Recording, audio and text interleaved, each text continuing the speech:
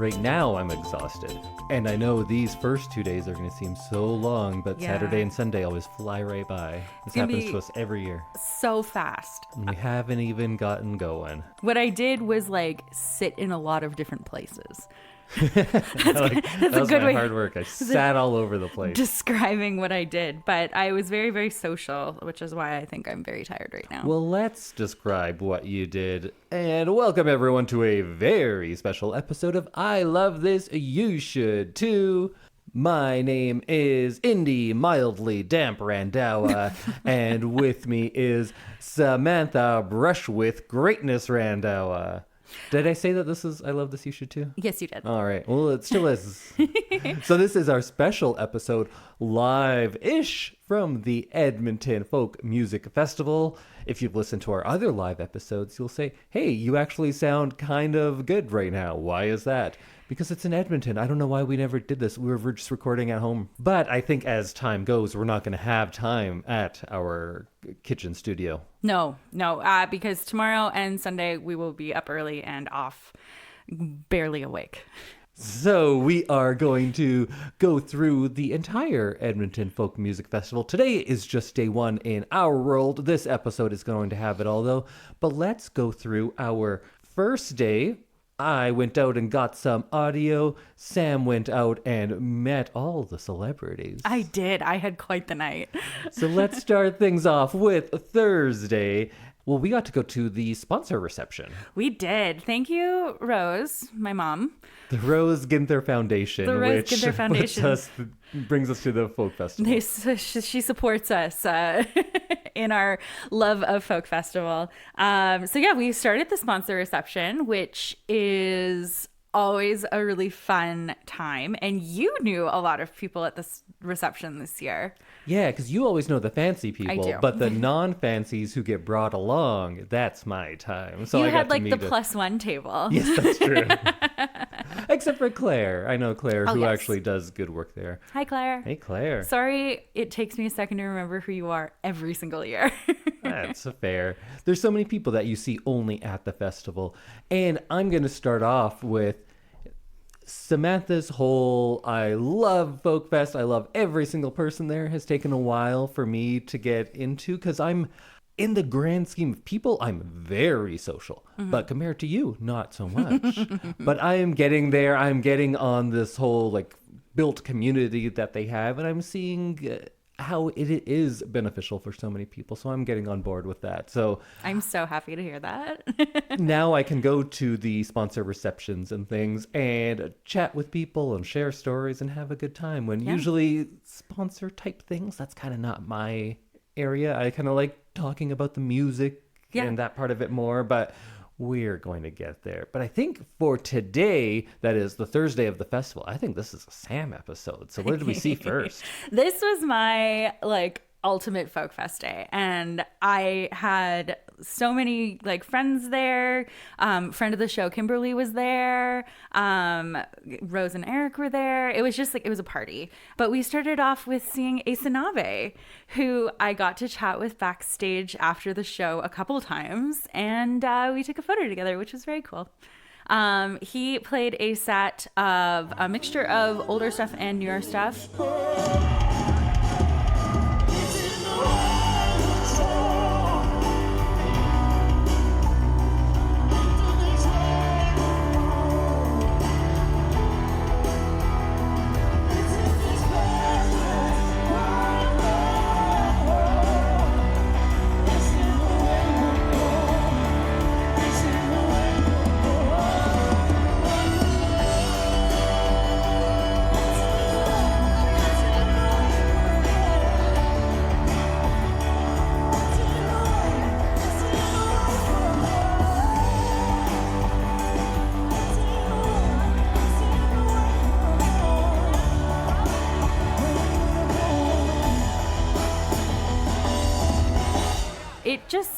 is always amazing to see him. He sang "We Were Here" right at the end of the set, and he told me backstage that they often don't make it to that point in the set list because their set list is a little bit longer, and they tend to run over, and he talks a little bit, and so they don't always make it there. And I was like, I'm so happy that you made it there because I cry every time you play it. And he's like, that means so much to me. And he did "We Were Here" in a kind of, not unplugged because it's a big concert, it's but a more acoustic version Yes. than normal, and that was great. Oh my God. It like shivers, sent shivers down my spine. It was so beautiful. Absolutely. I think that's what I said going into this one is he's the artist to most likely give you goosebumps or make you cry, and probably both. And it happened. It happens again. Success.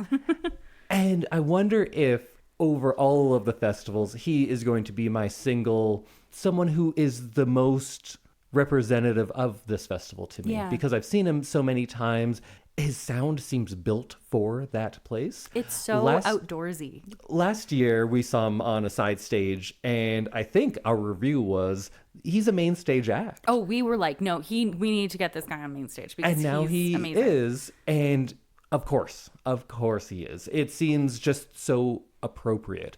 I have so much less to say because it's just, yes, this is exactly what I expected, and it's great to see other people seeing it too. Mm-hmm. And he is the proud recipient of one of Indy's buttons that he made with Aysanabee on it. So I was like very excited to give that to him, and I helped him pin it on his jacket. And then we took a picture together. So you may see that picture on our social media at some point. Put it up today. I will. So then we saw my next pick of the festival, Serena Ryder, who I saw very early on in her career, probably in the early 2000s, play the Hill as well. And I started out at the sponsor reception speaking with Terry Wickham, the head of Edmonton Folk Fest. And a couple years ago, I beaded him a lanyard as a thank you for letting both of us come to the festival and be guests. And he said, I was talking to Serena Ryder today, and she wanted to know where I got my lanyard from. And I screamed internally for the rest of the conversation. And so I did get to meet her, and she did sign my CDs. And she played a set also of a lot of older stuff and a lot of newer stuff. You guys hearing all right? All right. Your love is like an ocean that always takes me home. Whispering wind is blowing, setting me alone. Your love is like a river that I am floating down. I've never been a swimmer, 'cause I don't let 'em ever drown. I don't let 'em ever drown. The current grows stronger. My heart is never changing. I'm falling for water. Oh, you everything I knew.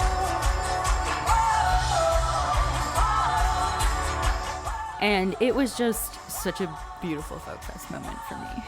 You were on the hill for this. When hanging out with Samantha, we don't often go up to the hill on the top end, much less this year because of your I don't think boot. I'll be climbing the hill at all this year. Her ankle is still not good. So I went up, I met some of my pals, Anna and Michelle were there, and then I ran into Kat and Elliot afterwards as well. And I'm not a big Serena Ryder fan, not because I listen and I don't like it, but it's just not someone I was familiar with. But you know who is? Everybody else. Everybody else, yes. Because I was sitting there and all my friends were singing along and jamming out, and they had a great time. And it was a great show. It wasn't someone that I could be like, oh, I know these songs and I can sing along. I just sat back and enjoyed, and she put on a great show. And then she brought out Aysanabee as well. Yes. So then we got a little double dose, and they did a duet together. Which was beautiful.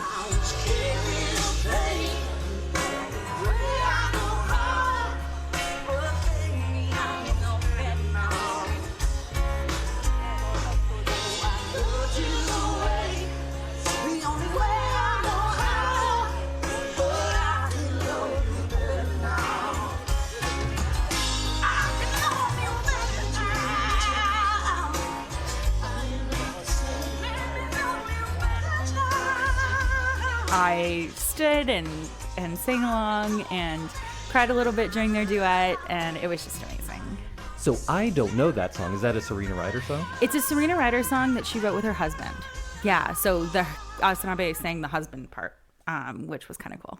Fun. Yeah, and he has such an interesting voice, so it really changed the song up a little bit, which was really nice. I don't want to be shortchanging Aysanabee because it's so great, but you know what? We're going to talk about him throughout this because we're going to go see him in like 2 hours again. Oh, yeah, that's right. Yes. Excellent. So then the headliner for the evening was Rainbow Kitten Surprise. They are someone that I was a little more familiar with, and they brought a very different energy. Aysanabee was great for the sun still being out and commanding the hill. Mm-hmm. Serena Ryder was that transition, and then Rainbow Kitten Surprise was a full-on, just like a stadium rock concert. Oh yeah, it was definitely one of the more rocky acts that I've seen at Folk Fest, and they put on a great show. The lights, everything was just amazing. The lights were. That's a great example for how you can do simple lighting very well. Mm-hmm.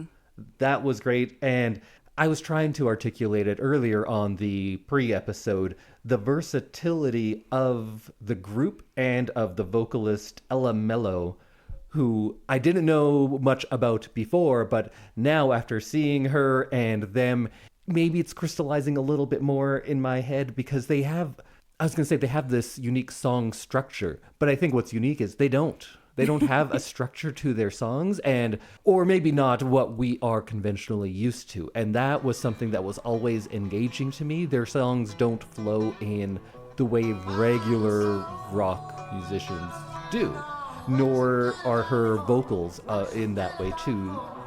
We die low, we all die young. What you gonna die for? What you gonna die from?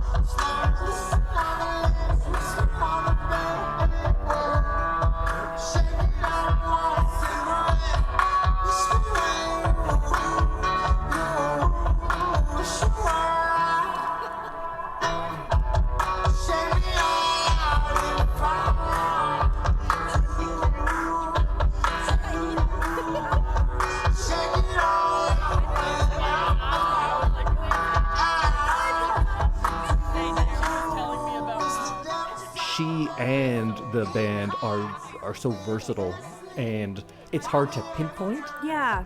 but they were a great show. I loved it. I will admit that I did spend most of their set backstage view. Like I could see them, but I definitely was chatting during it. So I'm sorry. Well, that's all right because I was on the hill rocking out. Good. Okay. We got everything covered. How did the lights look from the hill? Because obviously Fantastic. backstage we only get like a quarter of what we can actually see from the hill. So I was So interested good to know that I made note of it, which is something that I wouldn't normally do at a folk fest, being like, oh, their lighting is fantastic. Yeah. But that was one of the first things we were talking about that up there. I was going to say, we just glossed over so much, but you know what? That's day 1 of 4. That was a half day, really. Yes. So much more to come. Yes. Oh, and I'm so excited to get to the hill and to get to see Aysanabee twice today and have some more backstage adventures.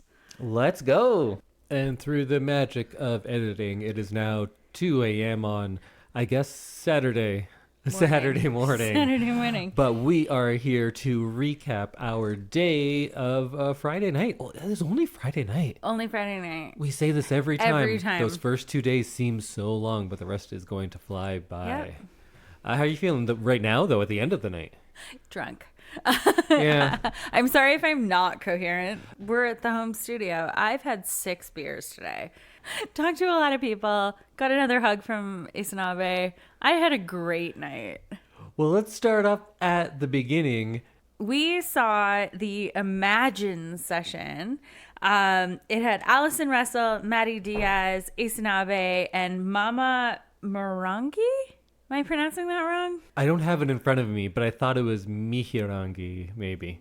But yeah, so we saw them play a session called Imagine. And as one would expect in a session called that, they did sing Imagine, which was very cool.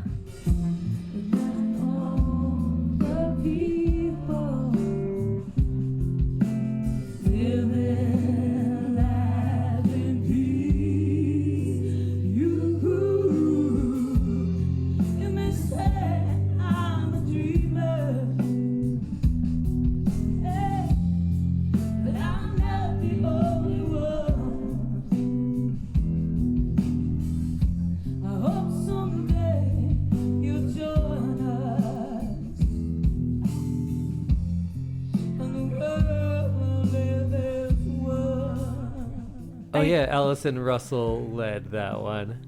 And I had shivers while watching it, which was very cool. I thought that they did some really interesting stuff during that session, and I really enjoyed it. What about you? It was a lot of fun. It was Mama Mihirangi, and she led everyone in a haka lesson at one point. Mm-hmm. That was real cool. And then just her vocals. Maddie Diaz is someone that we both had been listening to, and I liked hearing more from her. If time does what it's supposed to, then I won't need to love you anymore. And I'll finally see the sky for all its blue.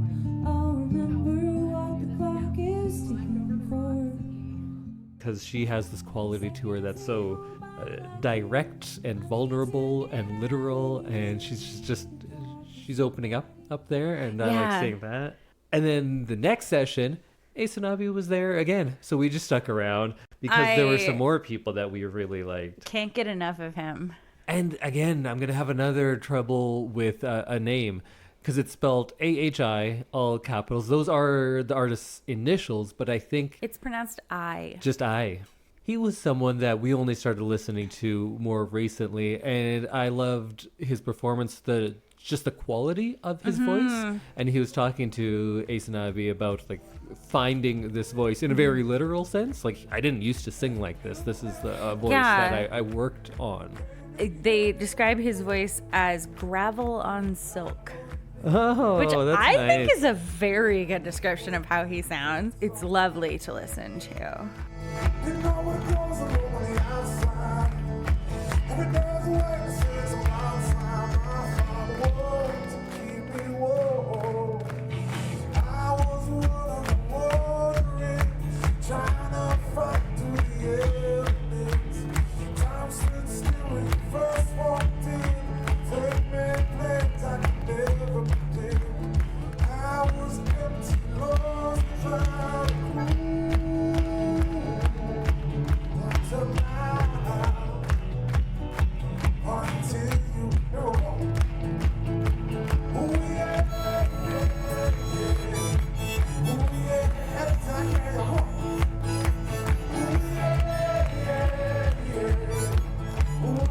He was a very good pairing with Aysanabee. They don't have similar voices, but they have complementary voices. You can see how if you liked one, you would like the other. Absolutely.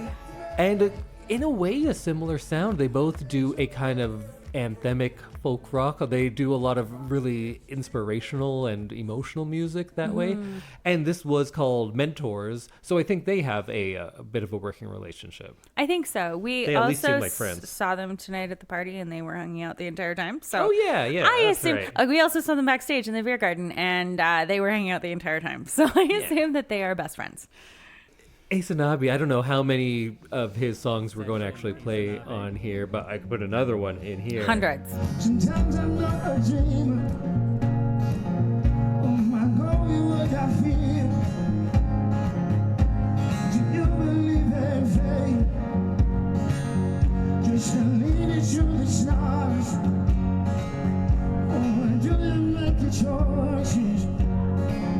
Then you'll prove it with the scars. But what I liked in this particular session, he was talking about that album and how he was saying that his grandfather got some peace despite all of the terrible things that happened to him, knowing that his story is being told by his grandson. That was really cool. Hearing him talk about his grandfather and hearing his grandfather's voice on main stage last night, it just like gives me chills. Like, it's so magical.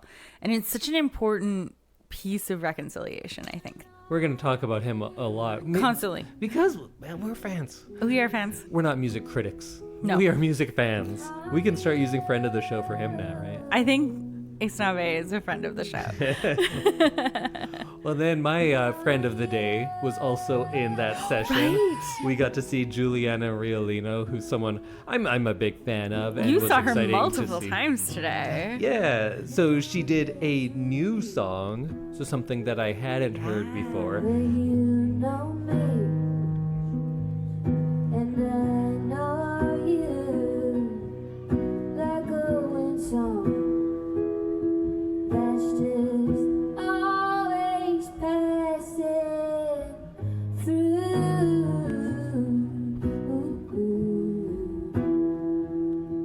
Right through.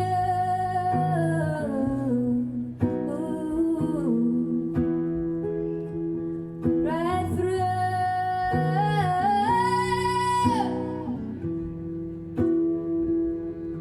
Right through. Can I get through to you? And she also did Lone Ranger and Hark, I think, in the middle. But in Lone Ranger is a song I like a lot, and it's a very it's a driving beat. It's a fast song, but she sang it in a much slower kind of acoustic way. And when she said like, "Oh, what shall I sing next? Maybe I'll sing Lone Ranger," and then I was the only person I was going, "Woo!" Because I And like you're the the song only a lot. guy who clapped, and she called you out. She like gave me a finger gun, and then later backstage I was in line behind her getting you a beer. Yeah. I think that was number 4. Best husband ever.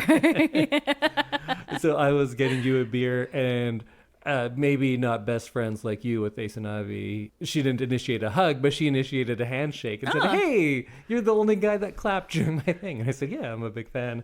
And I told her that kind of what I just said here, that it was interesting to hear it in a very different way, and it was hard for me to not like stop my feet to where the drum would kick in the regular album version Because of you the song. know. Yeah.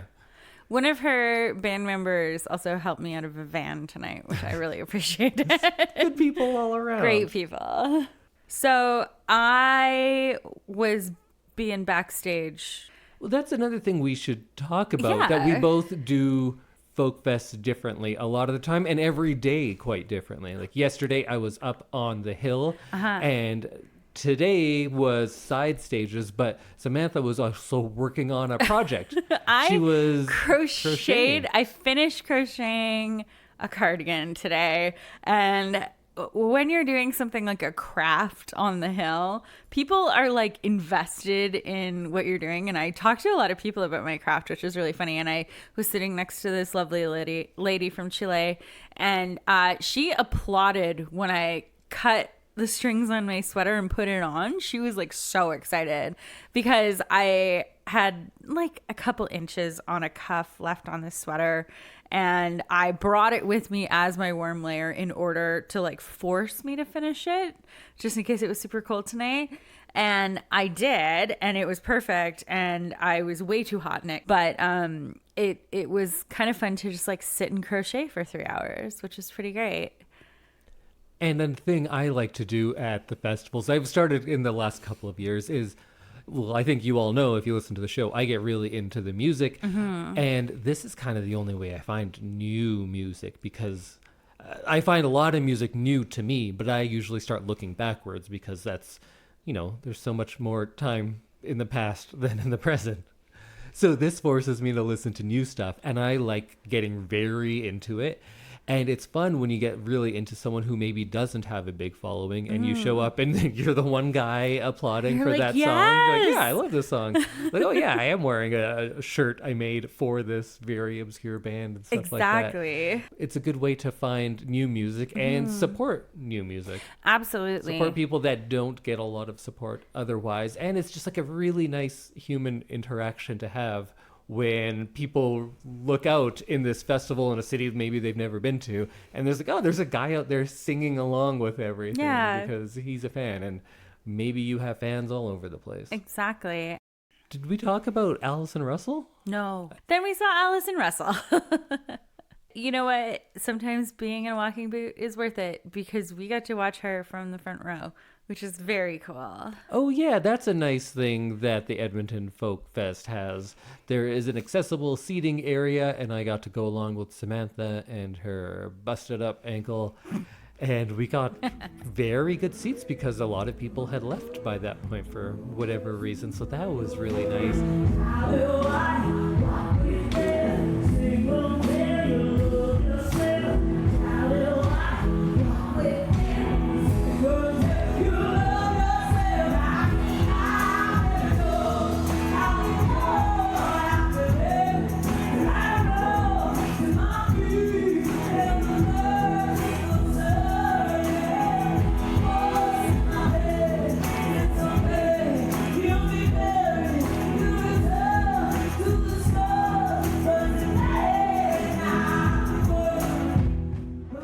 Allison Russell is another one of those bigger names that I wasn't very familiar with, but she did do that song Super Lover that she recorded with Annie Lennox. I want to say she recorded it with Annie Lennox, but of course sounds Annie right. Lennox wasn't here, and that was a really powerful one.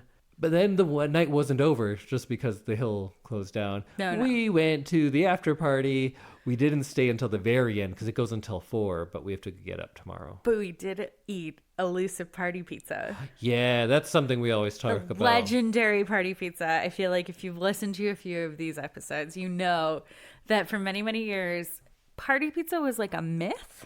And now they've started to bring in more. And it's a lot Party easier pizza to get. being just free pizza that is out there. Yes. And we got some party pizza tonight, and I took many pictures of it because if you don't take pictures of it, it didn't happen. So we saw Wesley at the party. You know what? I'm going to call a Sam and say, Wesley was a party. Wesley was a party. He's fantastic. That's someone who we listen to the music and we're like, oh, this is fun. We'll check Yeah. him out. And then you go to the show and you're like, oh, this is... It was like a total performance. There was dancing. There was different instruments. This it was is one I'm glad we saw at the party. Yes, Because I because- think it's hard if it's on a main stage or a side stage to get up and dance through the whole thing because most people here don't. Yeah. And I don't like being the one that's blocking everyone's view, but Sure. I also like to be the one that dances. So it was great to see him here. It was super fun, and it's always fun to just like see people having fun. I always feel like that makes me feel like I'm having more fun. Fun by osmosis. Yeah. Well, you know what? I'm getting sleepy by osmosis. Me too. I just did a very long blink, and I think I may have fallen asleep for a second. So it might be bedtime. Yeah, it's after 2. We don't really need to tell you the whole plan. We'll recap tomorrow. See you Wait. tomorrow. Yeah, see you tomorrow. Well, I figure I have to do some live recording from the site. It's now a very sunny Saturday, not quite morning. Samantha's going to be joining me later, but I got here for the 11 o'clock sessions because I wanted to see one that featured Mary Gauthier, Ken Pomeroy, Jennifer Castle, and Haley Hendricks. This was a pretty great way to start the day. It's pretty sunny and hot, and it was a nice acoustic set. I think the only instruments on stage were a bunch of different acoustic guitars. Oh, and maybe one harmonica as well. So this is the second time we got to see, or at least I got to see Jennifer Castle in the last 12 hours maybe? I don't know. Time doesn't have much meaning anymore. But I'm on hour 1 of what's going to be a 14-hour day of music, so can't complain. Jennifer Castle did that song, my favorite song of hers, Earth Song, but I got some audio from her doing a Bob Dylan cover. It's Walking Down the Line, and Haley Hendricks jumped in on background vocals. My money comes and goes and rolls and flows out through the holes of the pockets of my clothes. Now Lord, I'm walking down the line, I'm walking down the line, amen. Walking down the line, feet will be flying. Let me tell you about my troubled mind. I see the morning light, see the morning light. Well, it ain't because I'm an early riser. I didn't go to sleep last night. Walking down the line, I'm walking down the line, amen. So that was Jennifer Castle and Haley Hendricks. But if you've listened to the last episodes, you know that I'm a big Ken Pomeroy fan, so that was the main reason I came to this session. And she was fantastic. She got to do a few songs. She did do Days Getting Darker, which I think is my favorite song she's recorded. But she did one that I wasn't familiar with. If you listen to this podcast, you know we have a very special interest in Indigenous language revitalization and preservation, and she was talking about a project that she worked on and sang a song which was half in Salagi.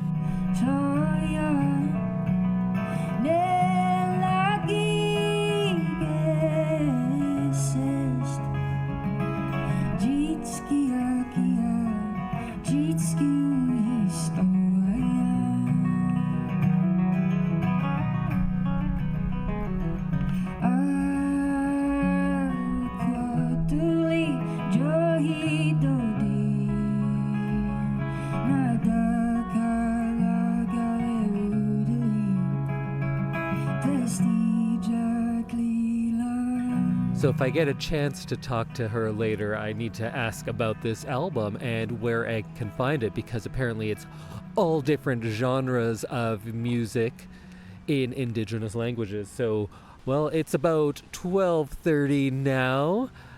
Off to the next session, I guess. All right, I think I'm just going to jump in with things every now and then. I don't know, is that a jarring podcast thing? I have to jump in because I just finished seeing Goldie Boutier, but on a side stage. And she did her song The Actress, but in an acoustic version. Treat me like a boy, tell me toughen up. You can call me the man till you get cut. I'll react like a cat on a hot tin roof. I can laugh on command, I'd be honored to. I'll be waiting in your office just to get my check. You'll be smoking your cigar like it's not valid. Hollywood Boulevard's got a star for me, a Grammy and an Oscar and a Tony, and a Juno and an ECMA. And what other awards do I want to win? Wait, I was thinking one more award. What's the one for writing? No. Anyways, and a big suitcase full of cash and a jumbo jet. I am the actress, and this is a movie. So what you're doing to her, you're not doing to me. So normally that's a pretty dancey song, so it was great to see it in a different way like that. I'm going to keep on going. I'm going to go meet Samantha for lunch. And in case we haven't mentioned it on this episode, we get to do the volunteer lunch thing, even though we are not volunteering this year. But for volunteers out there, if you want to volunteer for the Folk Fest, you can. You get free tickets to the rest of the festival. You have to work your hours during it, but you don't work the entire time. And you get fancy meals. So go volunteer, and I'll see you after lunch, and Sam will be here. All right, I'm back. I promise Samantha is still part of this podcast. She is just taking an easier day on that ankle of hers. So I've been running around a bit. We both did watch Las Cafeteras, though. This was a fantastic show. That's not a question. It's just I feel like I say that a lot. But they were one of my picks, so I was excited to see them. And still, they are somehow a band that also surprised me the most. I've listened to them a bunch, but this show was so much more, or maybe I was just focusing on certain things in my listening, but it was great. It was bigger and more powerful and more stylish than I had imagined. We always talk about outfits, so far, this might be the most stylish band of the festival. They did all sorts of different things. Maybe one of their bigger cheers was when they said "arrest Trump" and not immigrants. We all liked that. Then they went into so much more variety than I was expecting from them. When they're on stage, they had a little dance platform so they could do percussive dancing. They have choreographed dances together. They were wearing this black and pink. No, everyone had their own outfits, but those were the base colors. They had such a variety of things, from disco protest music. They covered Blowing in the Wind. They got everybody up dancing to some cumbia. Hopefully I got some good audio for when they finished, because they did this medley that started with Not Like Us, went through Crazy in Love, and finished with La Bamba.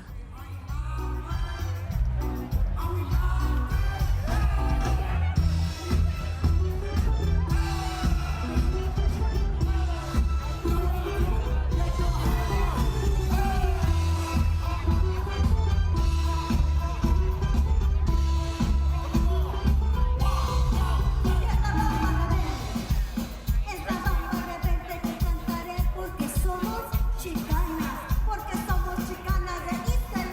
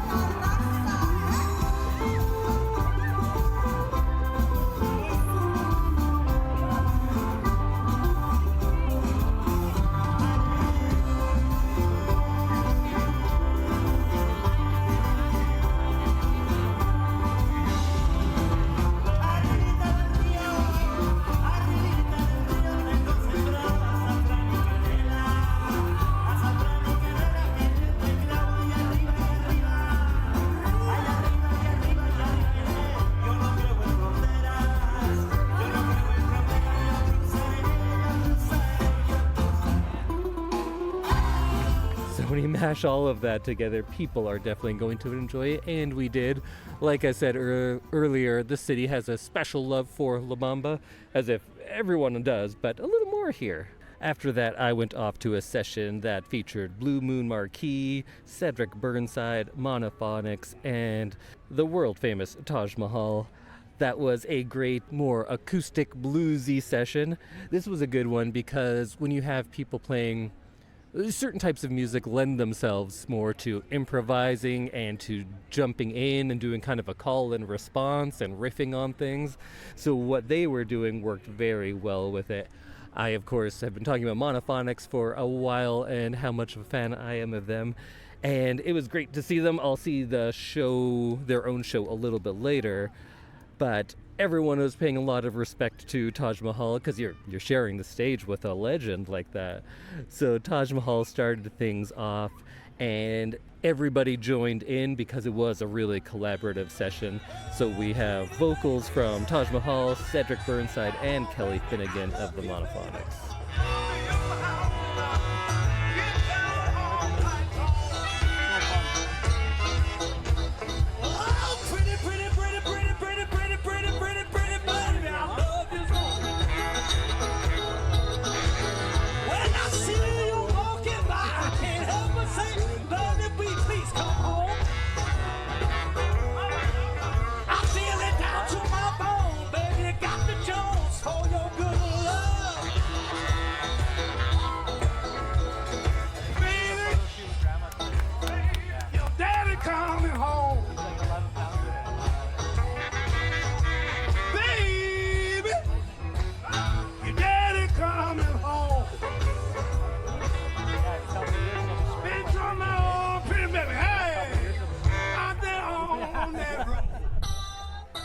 I'm not sure if I'm going to be able to see Blue Moon Marquee's concert later, but they played Big Black Mamba, which was on our little playlist and something we've been listening to a lot.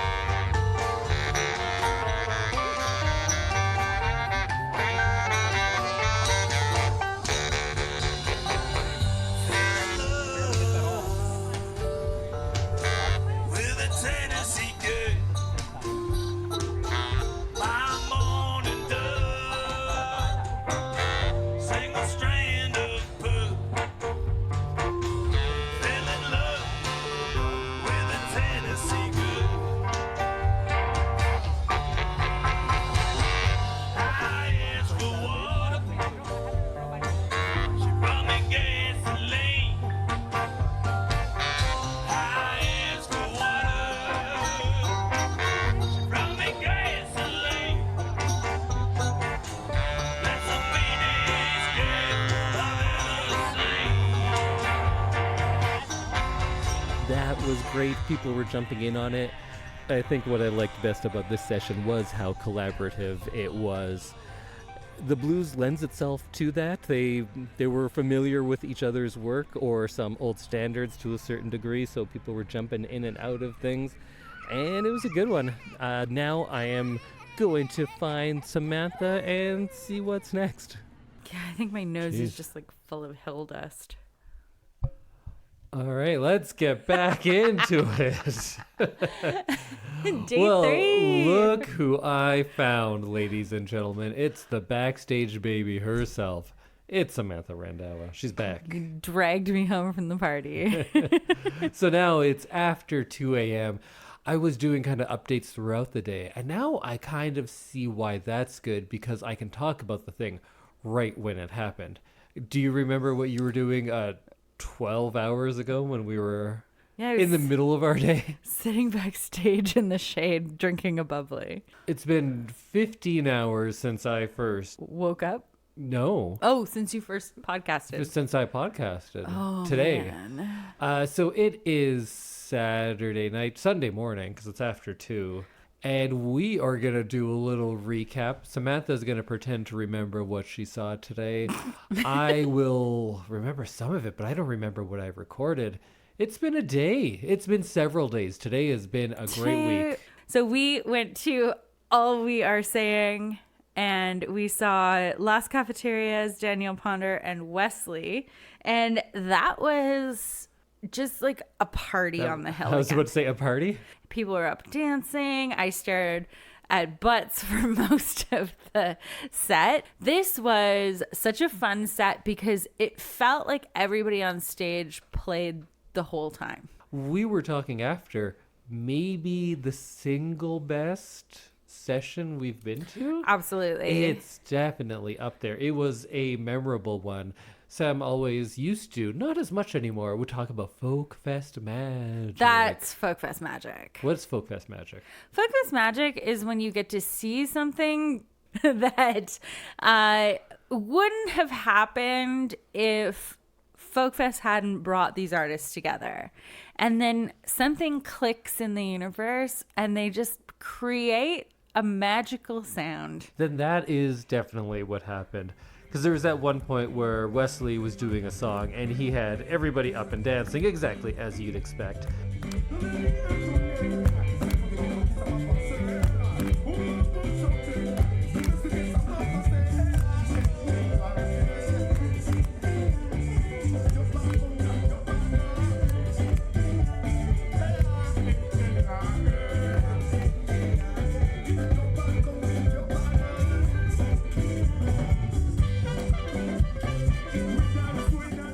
And I'm glad we saw him at the party last night because that's a more appropriate setting almost, Yeah. right? Because not everyone in an Edmonton Folk Fest is going to get up and dance, but he had them all up.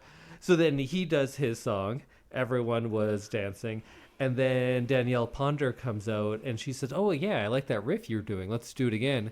Slow it down. But slower, Slow it down. yeah. A little more. And then she sang one of her songs on top of it, but still using Wesley's original riff. They line them up side by side. Oh, they're gonna parade them around to the beater's feet. Where is the chorus of the life? Well, I'm too damn blind for this. Well, I've been losing. You see, I've been tossing and turning and round. I saw them break a bed. I saw them raise their head and stand on the line. I'm too damn back for this. I know what time it is. It was so cool. And then, I don't know all their names, but the man from Las Cafeterias, he came out and rapped over that as well, but it was on the topic and subject that Danielle Ponder's song that she sang Yeah. was. So like, I think it it was truly Freedom? was. Was freedom the theme? I can't remember, but I think it was. So it truly was everybody putting something in and Mm-hmm. creating something, and you watched it happen. On the spot is always amazing to me. And everybody got in so organically. I really should have just recorded the entire session, but I didn't because that would be, too long. Mm-hmm. And you want to just hear us talk about it, right? Minute by minute. Well, let's jump forward then. We saw Goldie Boutier. I had seen her earlier. I was going to say earlier in the week, but I think that might have been today. I don't know. I think this whole day has been a week. This day has been a week, but I had seen her just do like an acoustic set. So now she had her full concert. Mm-hmm. You know what? I talk a lot. What do you think, Sam? It wasn't my favorite. No? No. Oh, we're finally having something critical. Sorry. Oh, let's go. Didn't love like the composition, and I felt like they relied really heavily on a pre-recorded backing track. And I just feel like that's not like what Folk Fest is about. So I don't know, maybe I'm being a little harsh, but I just like didn't love it as much as everyone else in the audience did. And like fair, like everyone's gonna be into something at the festival, but like I just didn't jive with it. You know what she brought? She brought a pop star energy that you don't usually see on True. the hill. And you could say that part of that is having more pre-recorded stuff. She's like a dancier act than a lot of the things we see. So she brought a a swagger. She was demanding of your attention. She was up there with her glittery mic. She told the drummer to take his shirt off at one point, and he did. She walked around carrying a purse and then opened it up and put on lipstick, not because she needed it, but because she was so in command that she's like, now you all wait.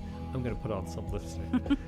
And she did do Castle in the Sky, Penthouse in the Sky.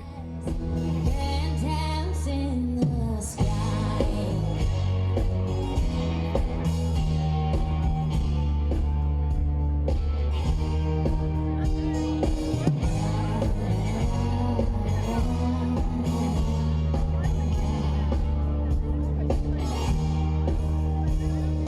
Cloudy day with a black lace veil that covered my eyes.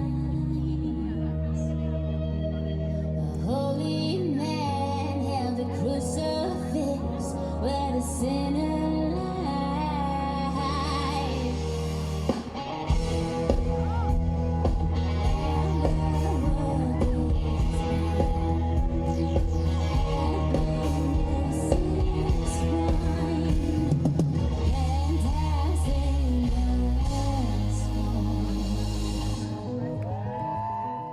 That is one of my favorite songs of hers. And I had a good time. I liked it. I was up there dancing with the children, essentially. The But I children. guess young It women. was the children. It really was. I did feel really old sitting on the hill tonight. Sometimes. For parts of it, I sometimes. was like, ooh, man, I am elderly in Folk Fest years. And then we saw Danielle Ponder. This is our, I don't know how many times we've seen her in the last 2 years, but headlining twice now because she was a big part of last year's as well. We had seen her earlier in the day, and I don't know, maybe it's because we are so tired. It is very, very late, but I'm running out of things to say, but more because we've covered it. Danielle Ponder is a voice. She is a big, big, powerful voice. She doesn't command the stage by doing the same sort of things that Goldie Boutier was doing. She does it with her voice. She sings and you stop and you listen. Well, Lord, if there's smoke, then I'll be water. If there's fire, I'll be rain. I can feel it all come down. I lost myself above the sky. Well, now, tell my mama, tell my daddy, Lord, love is falling from the sky. And I say, la, la, la, la, la, la, la, la,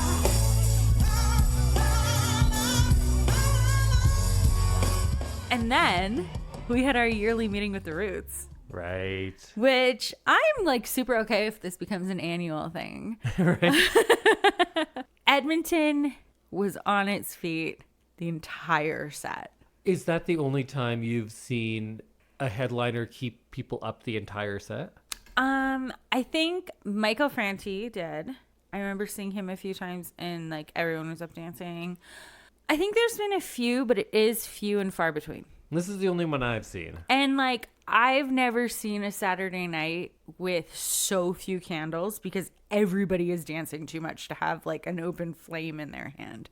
Like it was crazy to like see so few candles on the hill because everyone was up dancing and it was amazing. They played a shorter set than they did in Calgary last year, but it was still fantastic. Was it my turn to monologue now? It's your turn. Let's go. So I'll try not to repeat myself, but I also don't remember what I said a year ago because it was also after midnight when I recorded that.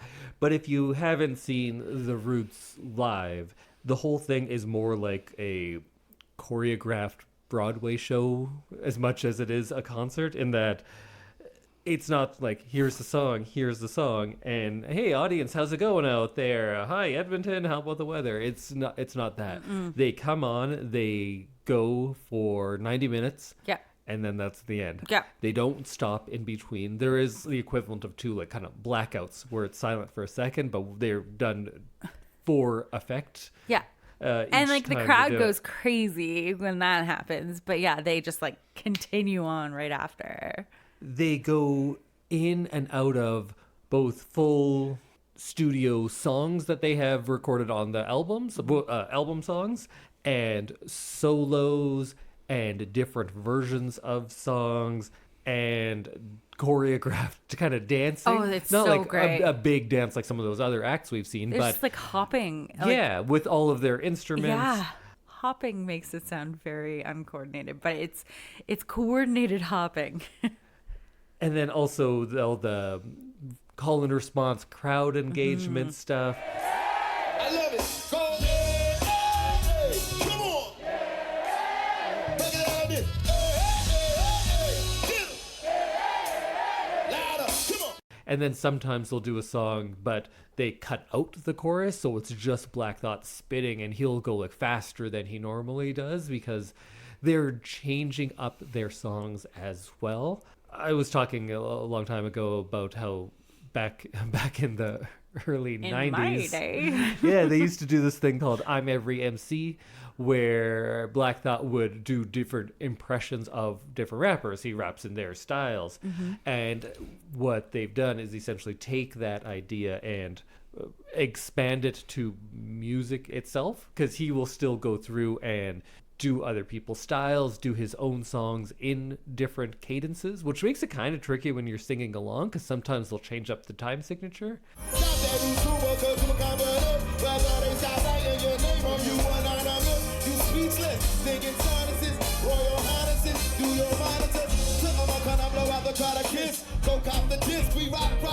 I'm the finalist, shining like the rugged amethyst. And at your music conference, I am the panelist. Listen close to my poetry and examine it like an analyst. See if you can handle it, y'all. You got to move, MCs.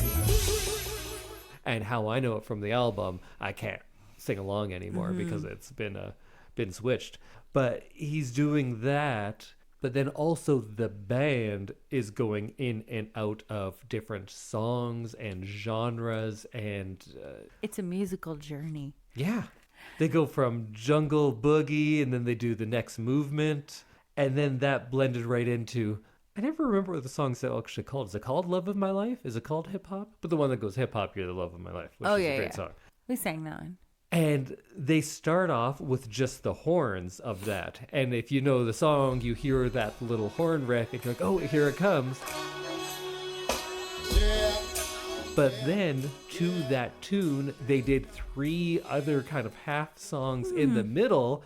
And then he called like a pause, and everyone stopped. And he went, just joking, because he knows those people who heard those horns were waiting for the song. So then he Right. goes, okay, here it is. So he teases a song based on like little audio cues. This is kind of the equivalent of like a novel that's full of references that those nerds like me will sit and parse out and like, oh, this is from that, this is from that, this is from that. They do that in a live show. I was joking to people that, oh, you're going to love the sousaphone solo. Yeah. And people thought I was joking. And I said, no, it really is. And he had the big sousaphone solo. But then it turned into a cover of Seven Nation Army.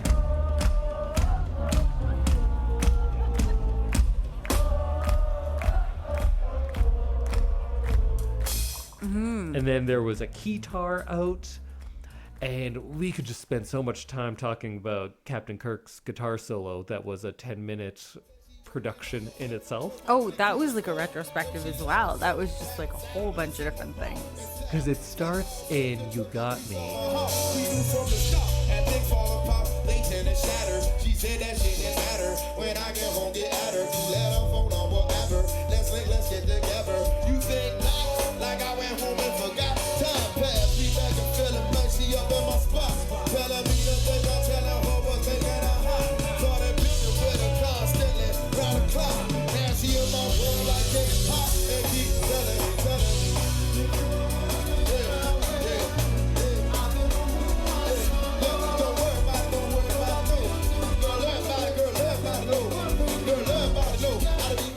then he starts playing a kind of a riff that's a play on the lyrics of You Got Me, and it's a really kind of quiet and precise guitar solo. But then he starts running over, he does some Ghetto Boys, he does some Bob Marley, he does some Outkast, he does Sound of Music, all just in this guitar solo, essentially. Other instruments came out in and out a little bit, but it was his time to shine. And then he eventually comes all the way back, and he starts doing like Immigrant Song from Zeppelin by this point. And Mom then was very excited about that. Oh, who wouldn't be? And then it gets into a kind of almost a heavy, not quite metal, but a heavy rock version of You Got Me. Because then you remember, like, oh yeah, remember 12 minutes ago where the solo started from You Got Me? We're coming all the way back now. And that was just one of the sections of this 90-minute show. It was crazy. It was so all over the place in such a good way. And it was like really nice to see the Edmonton crowd, which we've talked about before. Edmonton is not like a dancey people, right? No, we are not. But it was incredible to see every single person up. So great to like be dancing with everyone on the hill. Yeah. It's such a like unified thing. It's such a cool feeling. Yeah, and it felt great for me personally because a lot of people, like I had that moment with a guy in the record shop, and when I was saying like, oh, I wish they had the first Roots album on vinyl. And he says, here it is, and it was Things Fall Apart. I said, no, that's like the fourth one. And Indy I was gave like, a listen, lesson in the no, music it's- and merch. But I don't feel like, hey, I know this band, so like it's special for me. I feel like I know this band, and it's so cool to see everybody figuring out what I figured out earlier. Yeah. It's like, now you get it. It's very cool. Now you get it's it. very, very cool. And like, yeah, wow, what a spectacle. They've created one of the greatest, like, it's the best show I've seen. Oh, absolutely. Yeah. And I was so excited to get to see it again this year. Folk Fest magic. What a show.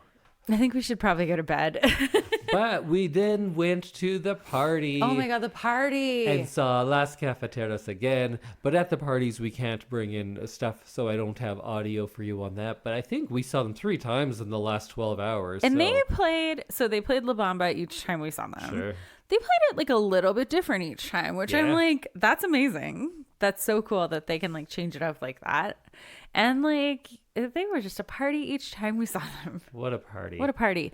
And my mom and Eric came to the party. I've been begging my mom for years to come to the party. She came for like one drink.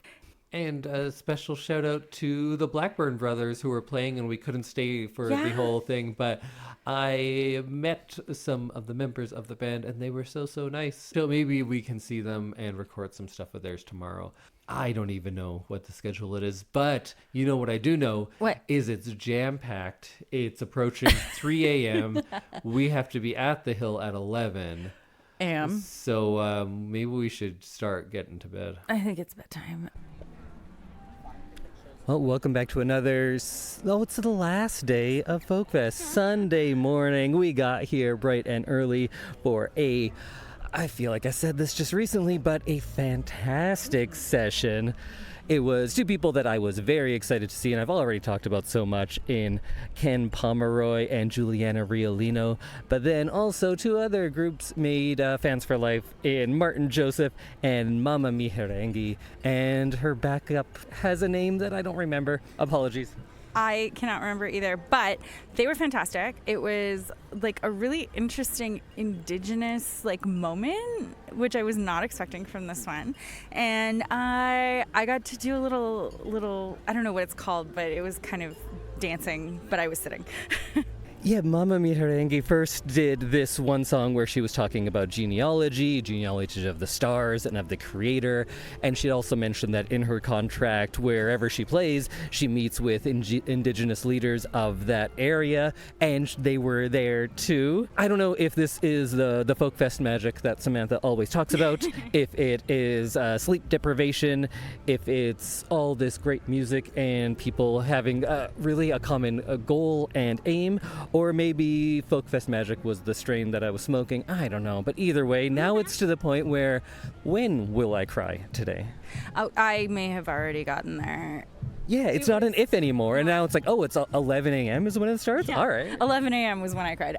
It was like just a really beautiful little session. I was expecting it to be more folky, more like rocky, bluesy, like that, and it ended up being this like really beautiful celebration of Indigenous people. And they Mama Meharangi honored someone who I'm actually related to, Ekti Margaret Cardinal, and so that was very, very cool. And yeah, it was just lovely. And she was talking about this one instrument that they played that's traditionally made with a human arm bone, but she was gifted an eagle bone from here in Alberta and turned that into the instrument and did a song with that.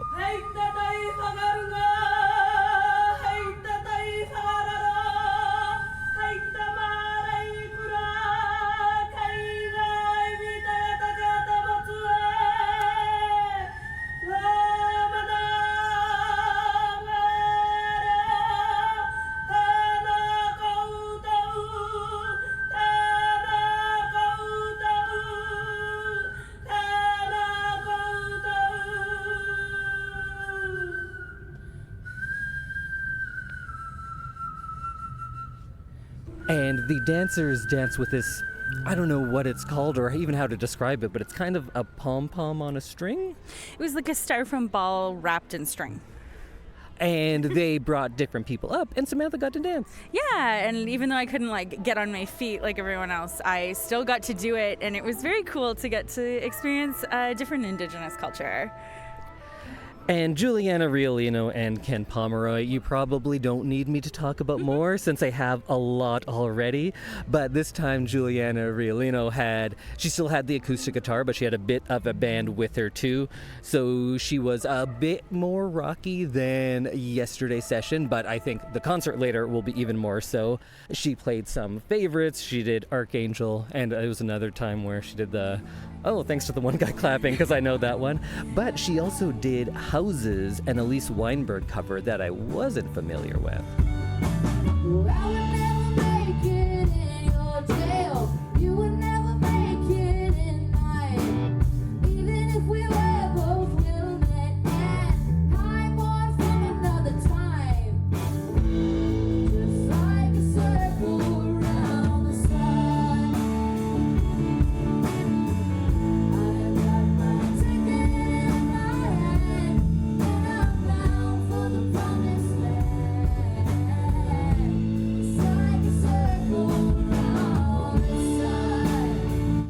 She was fantastic, and she just like really commanded the audience. Everyone was like kind of rapt watching her. So yeah, that was a very cool thing to see, and for Indy to be her biggest fan in the crowd again. And speaking of biggest fans, I'm also a very big Ken Pomeroy fan. I've played her here before, so I'm not sure if I'll play more of Days Getting Darker, which is my favorite song of hers that she performed. But she also, kind of fitting in on what a lot of people were talking about at this session, she did a Woody Guthrie cover, and she played Deportees. They're flying you back to the Mexican border. Take all your money and way back again. My father's own father, he waded that river. He took all the money he made in his life. My brothers and sisters, they work in your orchard. They rode the big truck till they laid down and died.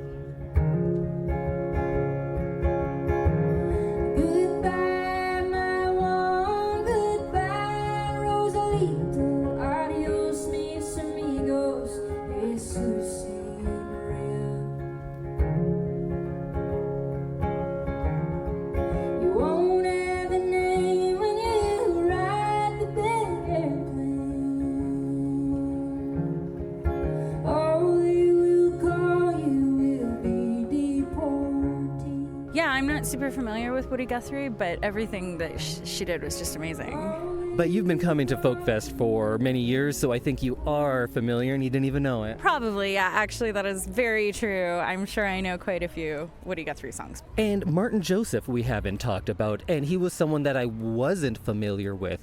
And I think it's got to be kind of tough when you are an older white European man, you're sharing the stage with all younger women, many of them indigenous, and they're singing about their heritage. And Martin Joseph, what does he do? Just goes out and turns out he's like the greatest ally ever. So he, I think, is what Western contemporary folk music should be. He plays progressive protest music for the people. He talked about his charity work that he does, and that was someone who I didn't know what to expect, and ended up really enjoying a lot of his music. Of the bitter words, the broken breath, where there is hope, there is no death. Beneath us now lies sleeping coal, but I got fire in my soul, 'cause a dragon came here once, and he shone like ebony. And mountain ash beneath, he gave us dignity. And a dragon came here once, and back home you cursed his name. You tried to quench the fire of this David and Goliath. Yeah, he talked about coming to Alberta previously and playing music at a community center in one of the reserves, I'm not sure where. And he was named, and he said, I've never shared my name because I didn't feel that it was my place to. And so he shared his name, and that was very cool. And he got a big round of applause for that. And I think he's a good example of what supporting Indigenous people is. And just supporting the people whose voices maybe are not heard as much in all sorts of ways. So Martin Joseph also just made a fan for life. So there you go. Off to a great start. We only have about 15 more hours in this day, so let's go. All right, so still Sunday afternoon. Let's do some quick updates. So I went and saw Monophonics. That was a tough one because I had to not see something else, but sad I missed other stuff, but very happy that I saw that, because I think the more I age, the more I realize that maybe just old classic soul music is my favorite music. And that's what Monophonics deliver. There's so many things I can choose from to put in here, but of their newer stuff, they played Sage Motel. She kept me in the days for some weeks, down at the Sage Motel, who worked every day and every night. She's something like addicted when I do the things she likes, and I know that she can take it. She's the type who gives it back that she can't help. I mean, every single night, you and me, look what you're doing to me, making me fall in love deeper and deeper and deeper. Show what you're feeling with me. Now tell me that it's all you'll ever need at the Sage Motel. I don't get a lot of opportunity to see music like this live, especially people who are so clearly kind of steeped in the history. They've very much done their homework, and I think like to show that too. They played some deep cut covers to go along with it. I also saw them in a session, and in the session they didn't play their own stuff, but rather what they would do is kind of orchestrate. They said that there are so many great musicians here. Who are they to kind of take over the stage? So they always made sure to share it. And Kelly Finnegan, who is the lead singer of Monophonics, is the ideal person to do one of those, I think, because he didn't exactly like take charge or anything, but he was someone who really orchestrated everybody else on stage, all of these four bands who hadn't met each other before, and that was Sensational Barnes Brothers, Marcus Trummer, and AV and the Inner City. And when the Monophonics kind of had the mic, Kelly Finnegan got to do his best kind of James Brown, not only playing James Brown, but then orchestrating things. Like sometimes he would start with just drummer, give me a beat, and the drummer would start something. He would choose a key, tell guitars when to come in, and all sorts of other instruments. So he was almost a conductor out there, and they were just creating new songs as they went, which was pretty fantastic when there's something like 20 people on stage.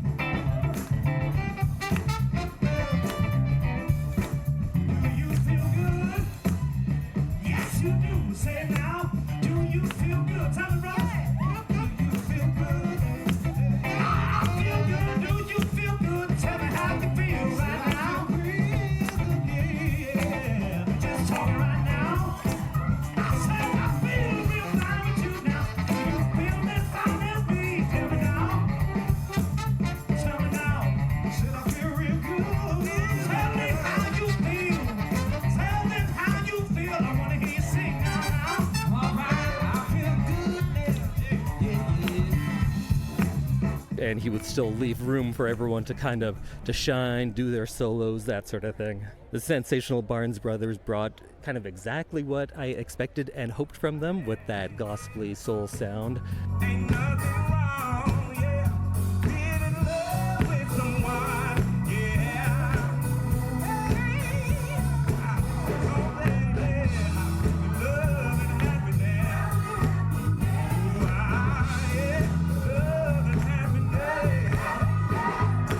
Which was perfect for a Sunday morning because, oh yeah, it's not even that late yet. Marcus Trummer was someone that I wasn't familiar with, and he's this great young blues musician out of Calgary, and it's nice to see someone kind of doing this kind of music that isn't played as much in a younger generation maybe, but he's keeping it alive here in Alberta. And then of course AV and the Inner City, speaking of local talent, were fantastic. That's a group that I recommend if you just love great vocalists showing what they can do, because that's what they did in this session as well. Sing the darkness.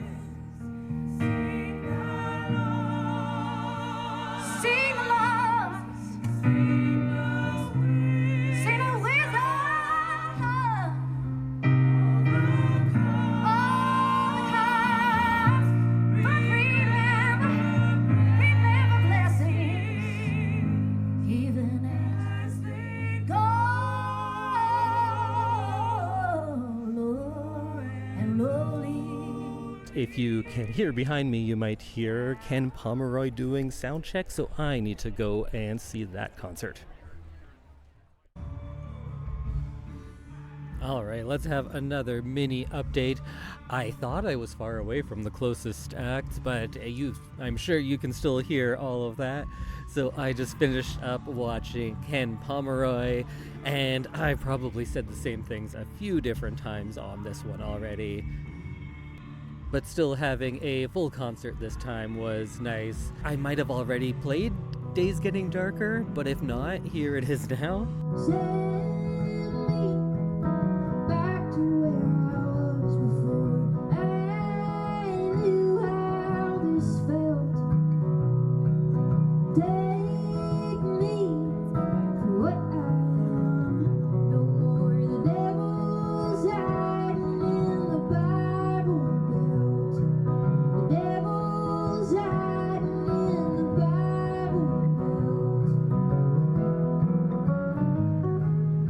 That's probably my favorite song of hers. It's kind of beautiful and haunting. Unfortunately, a lot of it wasn't the best just because you could hear them doing sound check on main stage from the little side stage we were at, and because Ken Pomeroy is it's quieter music, it kind of got overwhelmed a couple of times.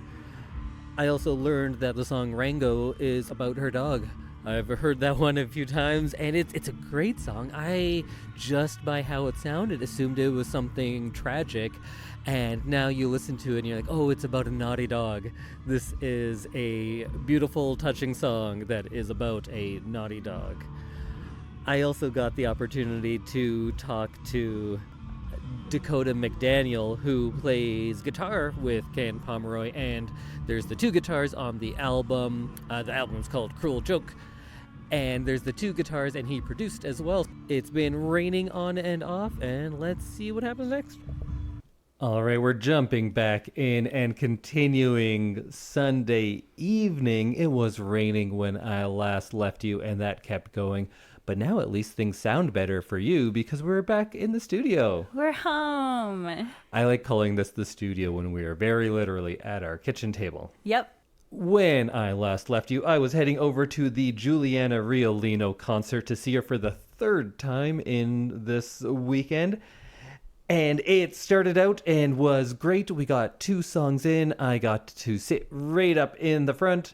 And then the rain started. Well, it was already raining. Yes. But then the lightning started. And everything shut down. Where were you at this point?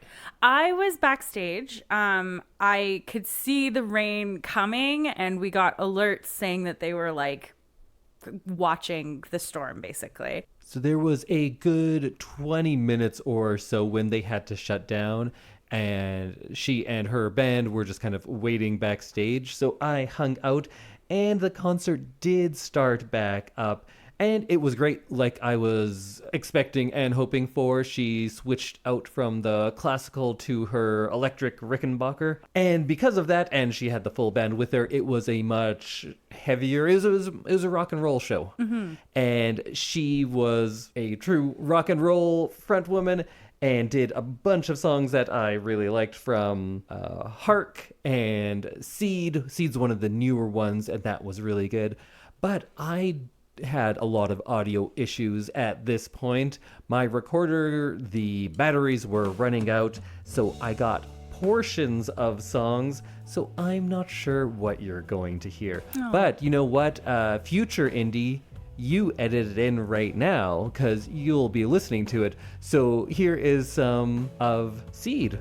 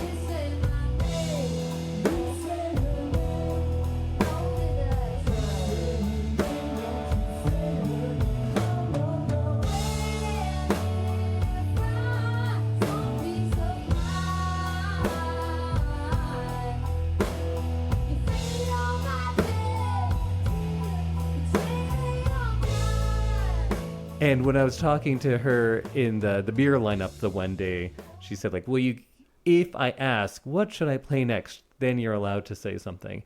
And I did say, Be My Man, and she did not play it. But then the bass player gave me a little like, well, maybe. And because it was what they finished with, because they did it. Oh, and she went into a Fleetwood Mac song in the middle of Be My Man. That was very cool. Because when I got up and dancing for the final song, which is probably my favorite song of hers, of course, Against the Grain is very big and popular right now. I think she hates it. Really? I think she doesn't like it. Interesting. Because that was the song that other people knew, and she wouldn't play it. A small child asked, and then she sang the chorus once. Oh. And then moved on. And when I was talking with her, talking about how she was asking, oh, what should I play next? And I said, oh, I wanted to suggest things, but like I don't want to yell out at shows. Right. And she said, what would you have suggested? And I said, Lone Ranger, Be My Man, or Against the Grain. And she goes, everyone wants to hear Against the Grain.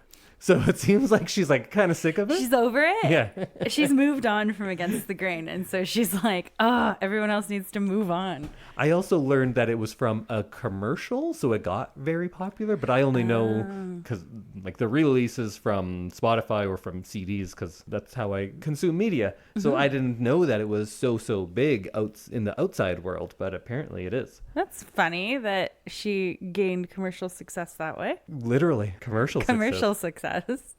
And now I think maybe is not a fan of it. But either way, it is a very good song. It is a very good song. Regardless of how it came into the world, it's very good. Oh yeah, so then you joined when I was up for the last song and got to see the Be My Man, and she plays it with a Fleetwood Mac song, and so like everyone sing along, but I knew the words to Be My Man, but not the Fleetwood Mac song. Which song was it? I feel like if I Google Fleetwood Mac, it'll come up. She was playing Dreams. Right, of course. Yes. Yeah. So my third time seeing Julianna Riolino, I feel like I don't need to talk about her anymore, but it was very good. Go check her out. And then it was time for Main Stage Sunday night. Woo-woo! And that is the feel, but not quite for this year. you and me. Me, because like, honestly, my midday lineup of Monophonics, Ken Pomeroy, Julianna Riolino, that was my main stage. Yes. That was three headliners of my concert, of my festival. So I was already all set. But we did see a little bit of John Butler. Yes.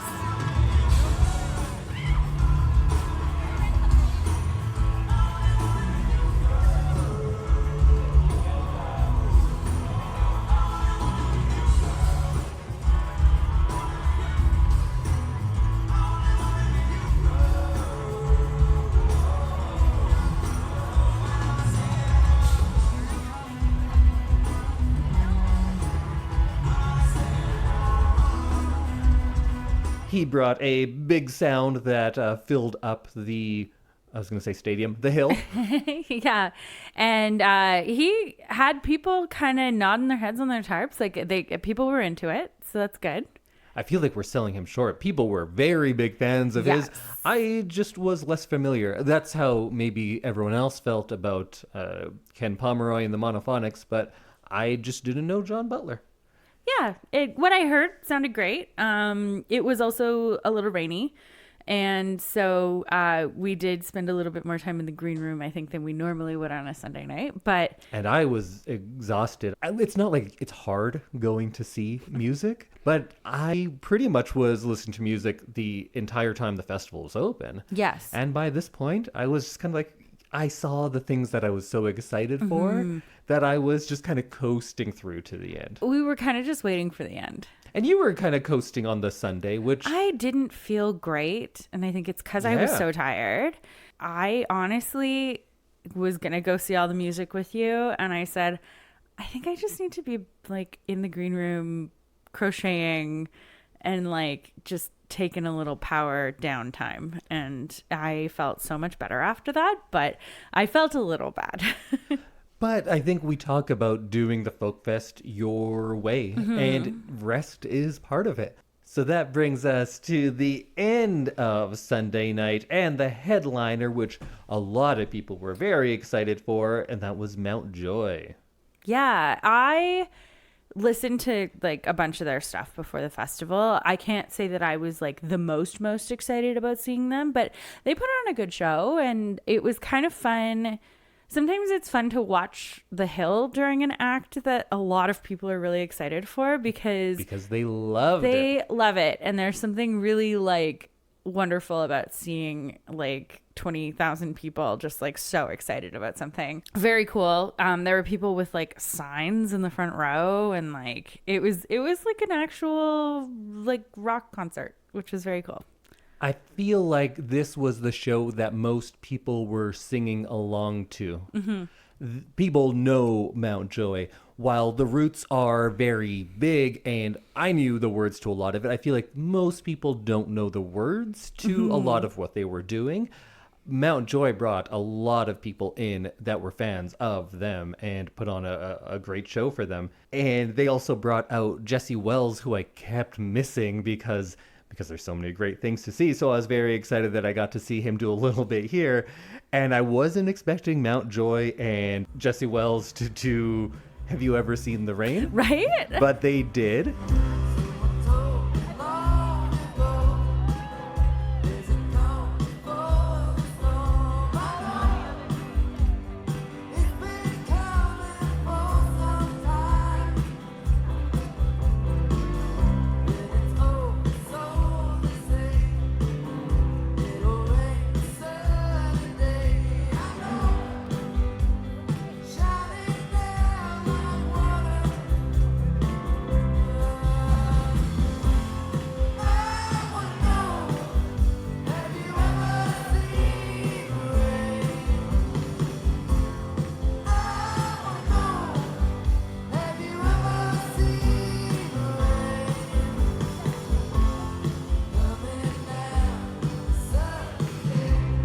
I assume they played Have You Ever Seen the Rain because it was so rainy. It was raining during this whole show as well. Yes, Most it was. of it. It was. And Have You Ever Seen the Rain is my favorite CCR song that is a question about weather. Yeah. They have multiples. We say this so often, but like, it's not a folk fest until somebody has sung something CCR somewhere on the hill. They also did some kind of mashup covers. There was one that went through like Bill Withers and CeeLo, and then someone else who I didn't know, but people who were much younger than me knew and got excited for. So they put on a great show, and then that's it. Yeah. But not for us, because we had a party to get to. Oh man, did we have a party to get to. So I was able to miss Jupiter and Oak West earlier to see something else, knowing that I would be able to see them at the party. And for a band like that, that's where you want to see them. Yes, absolutely. And everyone was up. It was amazing. So that was when we were exhausted, of course. God. We got in and Samantha was trying to rest as much as she could and said, I'm going to grab a table over there. And I said, okay, I'll just walk through the crowd and I'll meet you. And then I just stayed and danced. That's my because favorite dance move. They were great. This is another one where I wish I had audio of it, but these are private parties, Yes. technically. These are So, a safe space for artists to kind of like let loose. again, if you want to volunteer for the festival, you get access to these parties. And hey, volunteers, go to the parties. So many people don't. I know. It's so crazy. It's a common thing to talk about when you're like out on the site and stuff. And it's like, oh, do you go to the parties? And oh, were you at the party last night? And I'm always shocked when people are like, no, I've never been to a party. I've been volunteering for 15 years and I've never been to a party. And I'm like, you have to go at least once just to see what it's all about. I feel like in the last couple of years, we've really figured out how to do it for us. Yeah. You've been seeing more and more music every year. I have. And I think it's really easy to fall into like the social part of Folk Fest and kind of forget that there's like a whole music part of Folk Fest. And yeah, so you brought me back to music, which is fun. We also saw a little bit of Jesse Roper was playing a concert. Right. And I guess there's a good reason these people are booked for the party because he brought the party too. It's And crazy. apologies that we left 3 songs in, but we were there since 11. This was, I don't know, 2:30 in the morning. Maybe it was only like 2. We actually got home earlier. I think it was just about 2 when we left. But yeah, I could feel myself descending into I need to be horizontal or something bad's going to happen. And then we went home and I couldn't sleep. You couldn't sleep, which is wild to me because we were so tired. Me too. But that's maybe another tip for people. We are always talking more and more about how different people get affected by certain things. Having that much going on takes me a long time to kind of like come down. To wind down, yeah. Yeah, I tend to just like shut off. You were already unwound. I was totally unwound. I was unwinding at the party, like quickly unraveling. But yeah, so I got home and definitely got ready for bed as quickly as I could because I just could feel it. I was going to be asleep where I was standing at very soon. So I guess that wraps up our 2025 Edmonton Folk Fest episode. But before we go, what were the highlights? Can you remember back to what seems like 3 weeks ago, but was 4 days? Serena Ryder. Thursday night, just like all of Thursday night was amazing. It always feels like the first day of school, and so you're really excited and you have energy. I think that was my highlight of the festival, which is, it seems silly because I'm like, well, there was 3 more days of festival, but it was what I was most excited about. You said that your Sunday afternoon was like your main stage. I think Thursday main stage was my main stage because that sounds silly when you say it, but just because those were the artists that I was so excited to see. And so I think I peaked on Thursday, but I had a really great time for the rest of the weekend. Thursday was definitely up there for me. It seems so long ago. Mm-hmm. It really does. Thursday was great because it's a little different than what I often do, because I wasn't sitting with you. You were backstage. I was. I went and sat up on the hill with some friends, and I loved that. Maybe that's my social aspect of it. Watching something with friends and being like, that was great, wasn't it? Yes. So that was one of them, because that was 3 great shows. Oh, incredible. Aysanabee, we talk about so much, and it feels like we haven't talked about him in the last week. But that was just... Which is crazy because so recently. I talked to him both days that he was there backstage, and I just like, I love him. He's so nice and so generous, and I can't say enough great things about him and Serena Ryder, but I definitely was so excited to see him, and he seemed to enjoy the festival. I don't know, maybe he can tell us if he enjoyed it, but... If people like you, you probably enjoy it a little more. Yeah, and absolutely. everybody loved him. And Rainbow Kitten Surprise was big too. Speaking of bands who had a big following who were there that were singing along, I'd say Rainbow Kitten Surprise. Yeah, that right was up a there, big too. one for sure. They're bringing in the young kids. Yeah, well, they have to. Because they always talk about us being young people at that festival. And Yeah. we are in our late 30s, early 40s. Yeah. So we shouldn't be the young people. I don't think you're still a young person if you've been going for 30 plus years. So I think my highlights were Thursday, that my mini main stage of the back-to-back-to-back Monophonics, Ken Pomeroy, Julianna Riolino, all 3 very different acts, and I really enjoyed all of them. But no surprise, my highlight, for once, overlaps with many people's highlight, and that was the Roots show. The Roots were incredible, yeah. I will talk to you at length if you want to, but I probably have already. Well, there is one final tradition that they wind down every folk fest with. Yes. We all get together, you put your arms around your loved ones, and you sing Four Strong random Winds. strangers. Or random strangers. I've also hugged random strangers during Four Strong Winds. But it's like the closing hymn of Folk Fest. And this year it was led by Mary Gauthier. It's always lovely to kind of cap off the weekend with that and to get to see some of the volunteers come out on stage and just to see everyone like hugging their loved ones and swaying back and forth. And then to go home and be sad about Folk Fest being over for another year. But another year in the books. And we hope to go again next year. We're going to apply to be media, so maybe they're listening to this right now. I hope so. Hi, we'd Let love to us cover. come on over. Let's roll out just like the Folk Fest does with this year's version of Four Strong Winds. And until next year, see you on the hill. See you on the hill. My heart's always on the hill, but we'll see you next year. You're 2 steps away from getting a tattoo. This is that. Yeah, probably. Here we go, everybody. Strong wind.